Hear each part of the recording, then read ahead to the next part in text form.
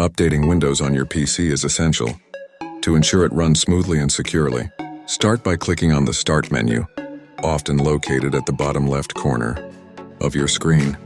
From there, select the gear icon to access the Settings app.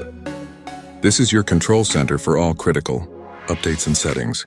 In the Settings window, look for the Update Security option. This category encompasses all Windows updates, including upgrades, security patches, and driver updates.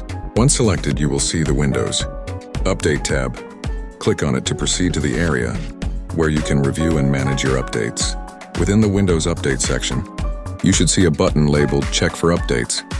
Click this button to allow your computer to search for any available updates. Windows will communicate with Microsoft's servers to find the latest updates tailored for your system.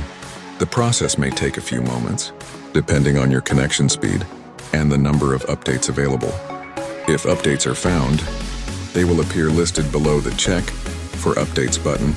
You might notice critical updates, optional updates, or even feature updates. Critical updates are essential for the system's functionality and security, while optional updates can improve performance or offer new features. Select the desired updates you want to install and click the Download button to begin the process. Once the updates are downloaded, they may start installing automatically, but some updates may require you to manually initiate the installation process. During installation, your screen may flicker and you might see various messages indicating progress. This is normal. If prompted to restart your PC after installation, make sure to save any work before proceeding, as a restart will close all open applications.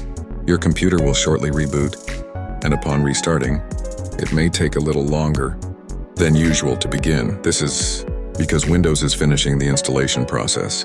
As it boots up, you might notice new features or changes indicating that the update has been successful.